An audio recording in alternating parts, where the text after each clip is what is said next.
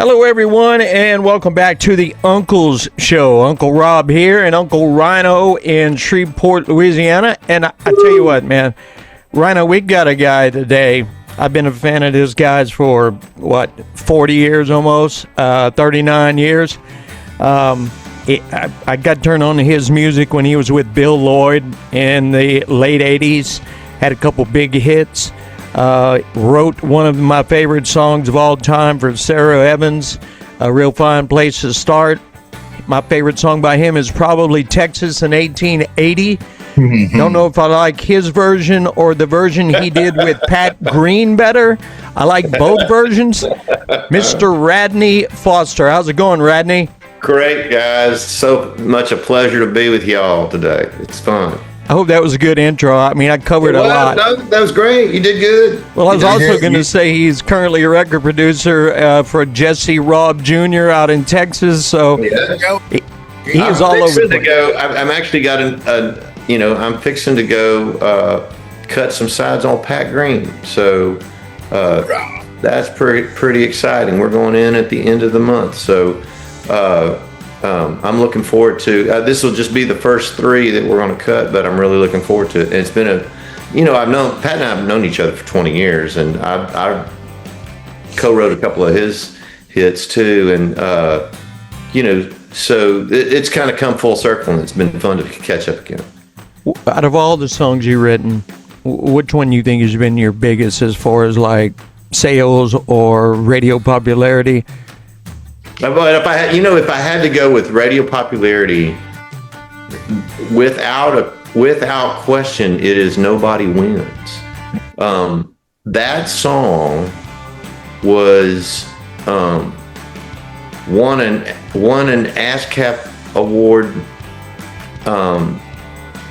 in 1989. In 1992 or 3, but it was the number 2 most played song in country music behind Chattahoochee, and then it was really interesting because that song was not a number 1 across the board. It was it was. We got storms moving through. So that's gonna. Your signal's good. We've lost Radney. Yeah, it's heading his way. Won another award from ASCAP the following year because it was still being played so much. It's still being played on mainstream country. I'm not just the heritage country stations or the alt country stations. It's still being played on mainstream country stations. And which is just kind of unheard of 30 some odd years later. It's so that one that's definitely it. I think the one, in one sense, there's probably one that has had more emotional impact for more people than that one, and that is Godspeed, that I wrote for my oldest boy, that I recorded, but that the Dixie Chicks recorded, and then like a whole bunch of other people have recorded because it's lullaby. And it's about loving your kids when they're far away. And I think that has really touched people's lives in a way you don't really expect. It was never a radio thing, but man, it sure has had the impact. I've literally had women come up who are grown women saying, man, I just married my 25-year-old son off to some gal, and we danced the mother-son dance to that song because I sang it so much to him when he was a little boy. And I thought, well, how much more impact can you have than that? It's really pretty amazing. That's got to make you feel good. The biggest work that you ever do as a composer or as an artist, in the beginning, you think it's to be recognized by the institutions and the different platforms. Sure. But when you become the soundtrack to the greatest memories of all these people's lives, the only life they'll ever live, and your contribution to their life was so meaningful that it was chosen as their favorite memories, has your music and your voice behind it. That is the ultimate honor to me. Oh, absolutely. The thing I think about that a lot is that uh, we get there are more emails these days than there were letters and stuff like that. But they used to be even letters. Where someone would say, "This happened to me in my life, and we used this at a funeral, or we used this at our wedding." That it was a song that we danced our first dance to, or those kinds of things. Like, man, you were a part of their like you said, their most precious memories. That you really made this impact, that they took the time to write you about it. That's really remarkable. Those are the big ones. For me anyway. I've been blessed in my career in the past before I left that world, and one of the good, beautiful parts of me being away for a long time is I was able to realign everything that really mattered and put that focus to it. And I started looking back, and you and Cindy were actually some of the beautiful pieces of my memories in that world. And the fact that I'll never forget, Rob, I was playing some hole in the wall someplace. I don't remember where it was. Steve Fishel and Tracy Gershon were there, our mutual friends. Yeah.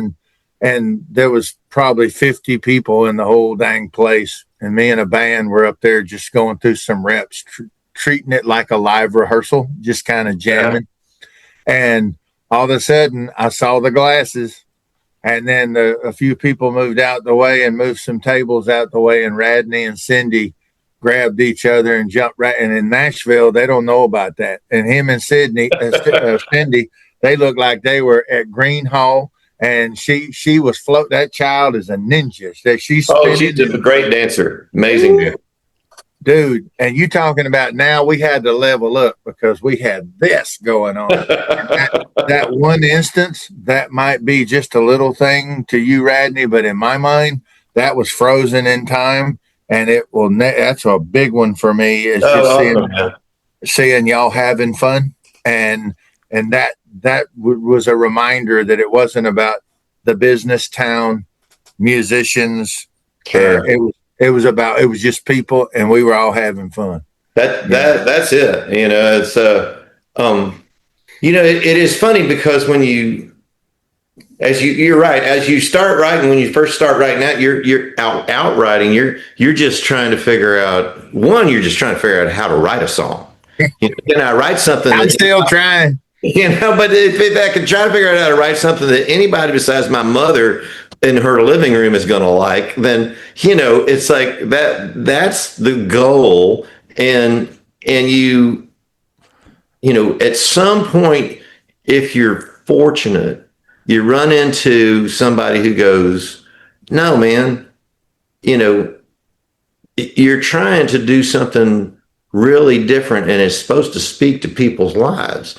The first time, I had already written a #1 single with Bill Lloyd and "Crazy Over You." And we went in to write, because our album wasn't out, our first album wasn't out, but the single was out, and it had gone #1. Boy, that made a lot of noise all of a sudden. And the second single was out, and they were fixing to release the album, but there were bootleg cassettes of the first Foster & Lloyd album all over Nashville. Every tape copy guy over at MTM Publishing, our publishers, or at RCA was sneaking them out the back door, man. And so Guy Clark, the great Guy Clark, got a hold of one, and he heard it, and he called up our manager, Ken Levitan, and he said, "Hey, you think those guys would want?" He's like, "I'm sure, I'll ask them." And so we did. We went over and we wrote with Guy. And at the end of writing the first song with Guy, we wrote two. And the first one was a hit for Foster & Lloyd called "Fair Shake," that was off the second album. It's the first single off the second album. It was #2 record. And the other one was one called "Picasso's Mandolin" that Guy cut and put on one of his records. And I thought that was as big a compliment as anything, that Guy Clark would want to record something we wrote with him. But the thing that I knew at the end of that day was not that you were trying to write a hit song, but that you were trying to make a piece of art that would touch somebody's life, and the byproduct of it might be that it's a hit song.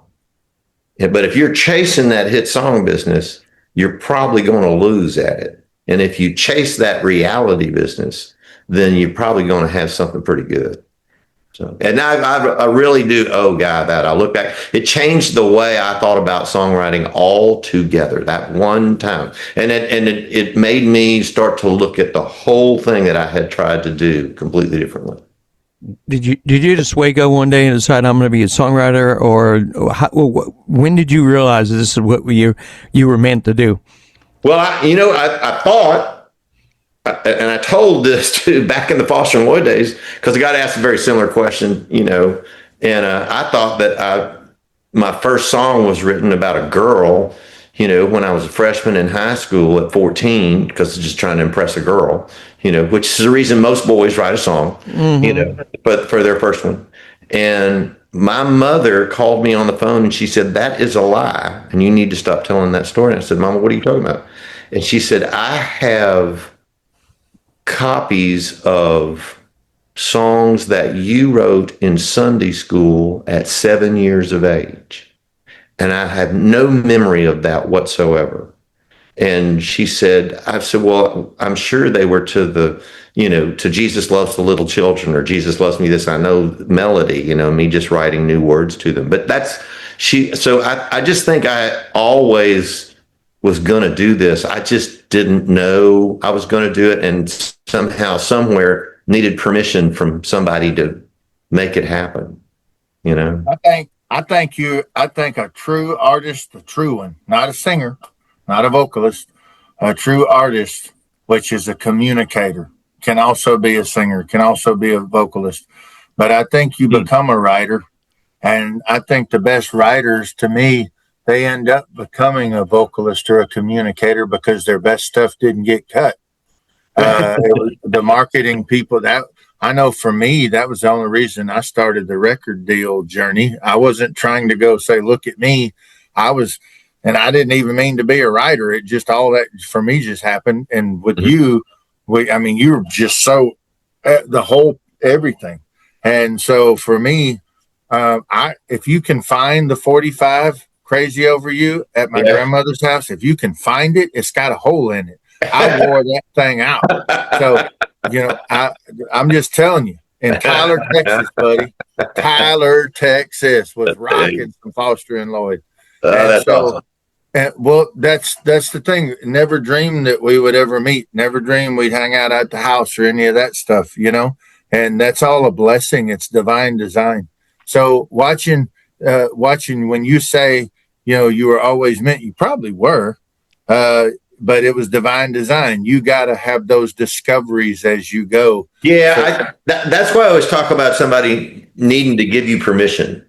Mm-hmm. It's like, I think you get that some way or another. It might be that you're standing up, at the 4-H barns at your very first dance that you're playing, and all the songs you're going to play, except you and the band wrote one, and all the girls clap and start to dance, and that's your permission structure, right? They're like, "Okay, we did good. We got $100 in tips, man. Are you kidding me? We should be doing this every Saturday night." I mean, that is a permission structure.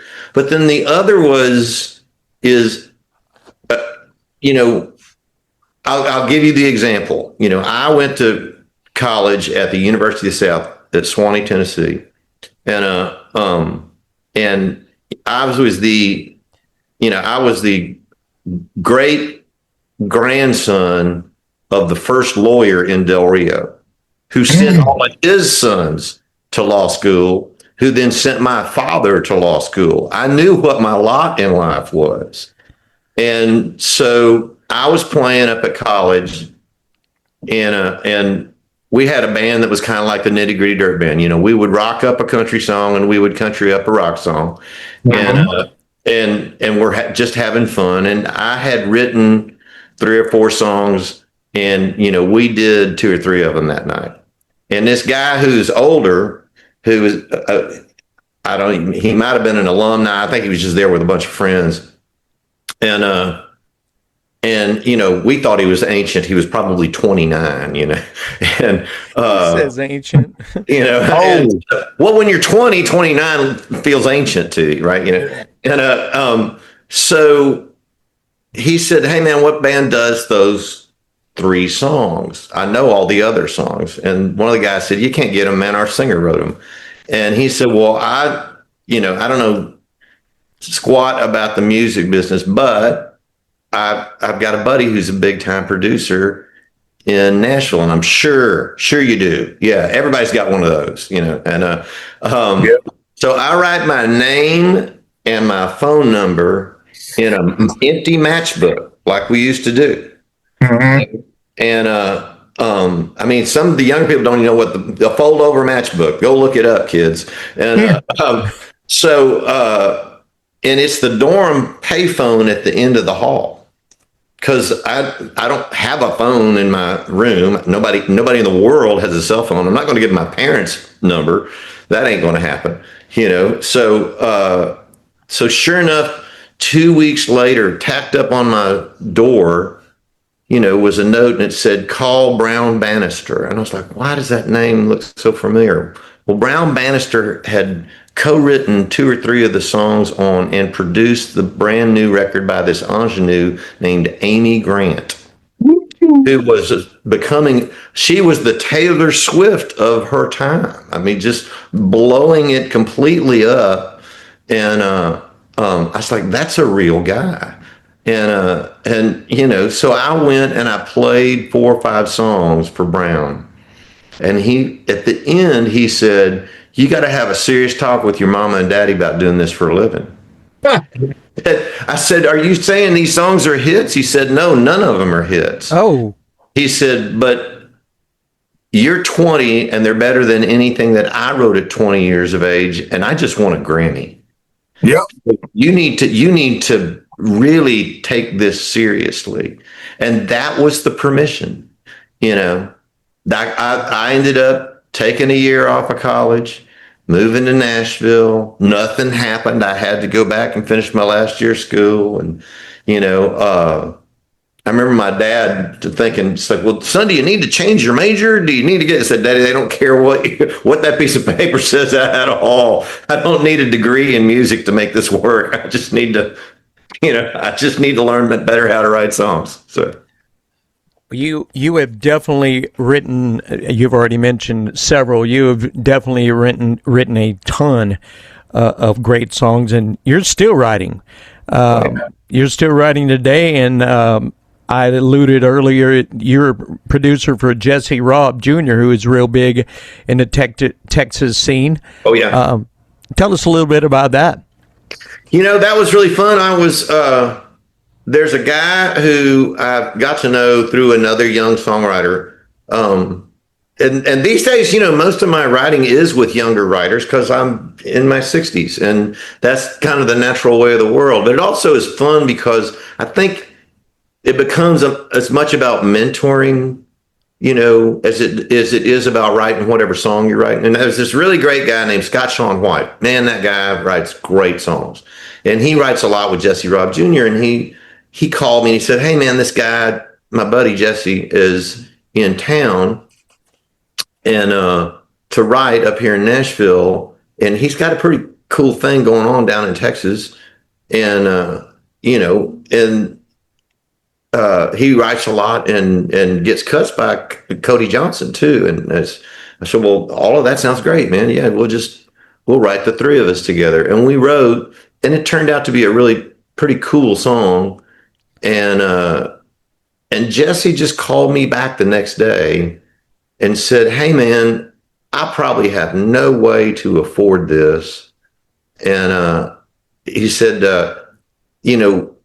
"What would you charge to make a record?" And I said, "Well, that's a sliding scale. It depends on where you are in your career and whether I want to do it, honestly." And so I said, "Well, before we talk money and all that kind of stuff, send me 3 or 4 songs that you feel like are just things that really matter. And then let's talk again in, 4 or 5 days." And so I listened to the 4 songs he sent me. And the 4th one he sent me, he said this one before he texted him to me on my phone, and before he sent it to me, he said, "This one scares me." He said it's brutally honest, and it's about me. He said, but it really scares me. And I listened to that song, and the other songs were good songs. Don't get me wrong. We cut 2 of the other ones, but that song made shivers go up my spine, man. It was just one of those things where it was so honest. The first verse was I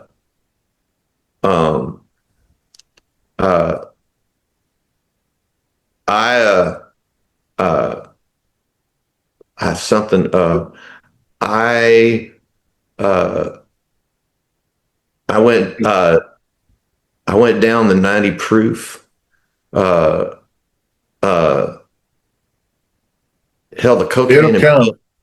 the cocaine and pills should have killed me, and that's the truth. He said, I let the devil take the wheel, and he just about killed me just outside of Mobile. Mm-hmm. And I thought, there's no, that's vulnerability right there. And the chorus is, I woke up when you kissed my cheek. I didn't know it at the time, but you were saving me. And it's really an ode to his wife, helping him turn his life around. And I was like, I called him up and I said, man, why does that song scare you?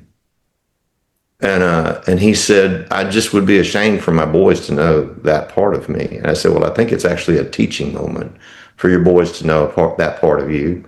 And I said, number 1, and I said, number 2, I'll do the record. And we'll figure out what the money is and how you can afford it and that kind of thing. I'm not worried about that. But I'm not doing the record unless we're doing that song. And that is what made me want to, go write songs with Jesse Robb Jr. and produce him and help him shine as a vocalist and, just really figure out how could I tell something really vulnerable. And he's such a lover of traditional country music. It was a joy to write with somebody who's like, you knew no matter how hard we rocked or wherever we went with it to the left or right, it was still going to sound like stone cold country music the minute it came out of his mouth. So it was pretty cool. That is a great story, man. That's deep. It's definitely deep for sure. Yeah. I got a question. So sure. We've talked about, I've never asked you this. So you've got all the songs we've talked about, what had the biggest impact at radio. And so often what touches people is restricted to what the people were given mass access to. Sure. So, and then sometimes stuff will wiggle around it and it becomes the biggest impact, as we discussed, Godspeed. Right. Now, this one is a big one for me. Which is the one that came from you that had the most impact on you as a composer, where you felt like you were channeling, you were gifted something? That's the hardest one to answer because I you're going to have several. I mean, I really do think Godspeed was, I wrote Godspeed because my oldest son, as you remember, Ryan, had moved to France with his mom, and Cindy and I were just devastated. And so I wrote that from the biggest place of the heart with an audience of one. I just wanted my son to know that I loved him as a father, and that love can travel farther than we think it can, through thousands of miles away. And I think that's what speaks to people in that song. But, always when it comes from something real personal like that, it will have an effect on me either beforehand, during the writing of it, or after. I wrote a song after the death of my father. with my buddy Jay Clementi. He lost his grandmother 2 weeks after I lost my dad, and he and I, up until then, had been writing at least once a week together. You know, almost seriously, unless I was on the road, we were writing every Monday or Tuesday, and neither one of us could write for about 6 weeks, and the first we said, hey, we just got to get shed of this, you know, curse of it, you know, just write something. Doesn't matter if it's good or if it's bad or whatever it is, just write a ditty, you know.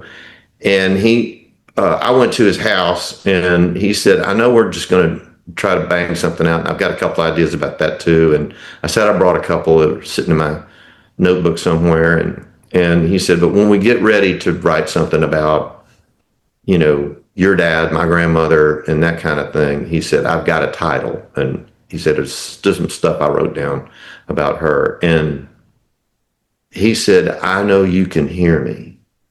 And those were in his last conversation to his grandmother when she was in hospice and was not completely lucid. And I said, I know that exact moment and that exact feeling with my dad. And we wrote it, and it's got stories about me from my life as a kid, you know. And so that song, we ended up recording it on the Revival record that I made, which was real cool because my oldest son actually is featured in the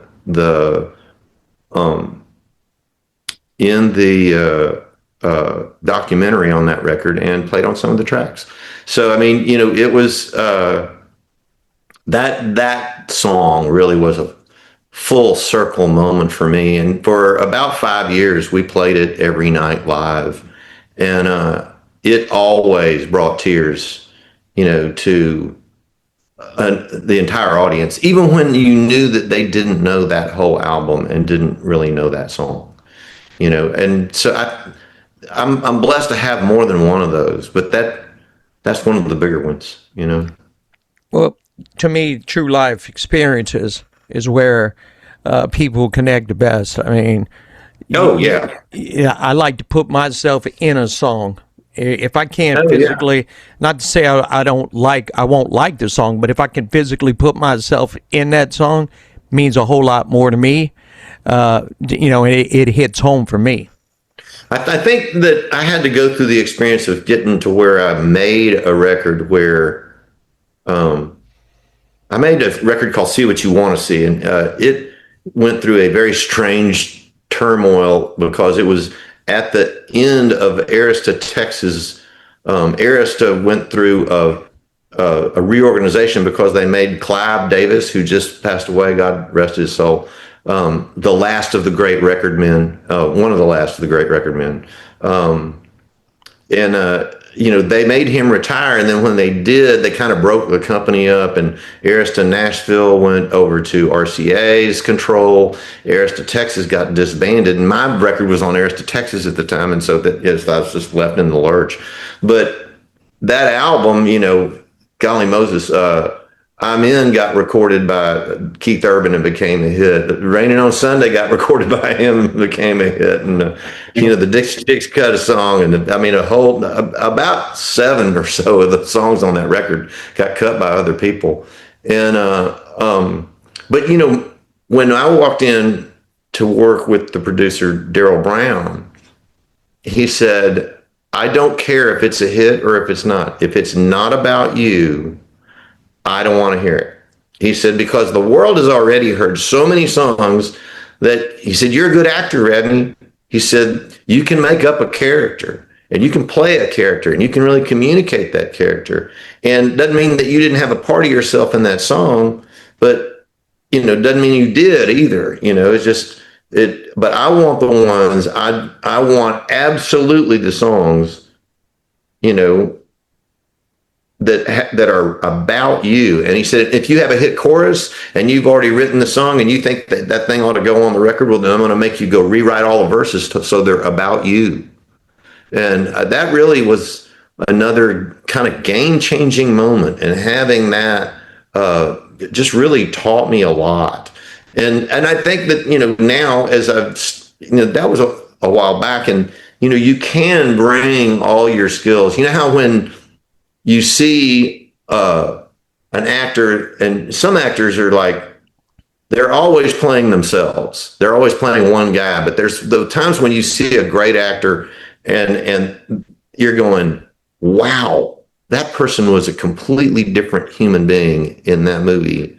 Tom Hanks is just freaking brilliant at That's it. what that's the name that came up. Him and Billy Bob Thornton came to mind when you said that. Billy's kind of the same dude, just different spins on the same. Because Billy's like everyman. Oh yeah, true. True. And then Tom Hanks is like, where did that come from? Oh yeah. It's he really can. But my point is that as a songwriter, it's the same skill of digging around. Those guys go dig around in their own souls to be able to get that character to come out, in that way. And that's how they get cast in that part, And I think the same is true.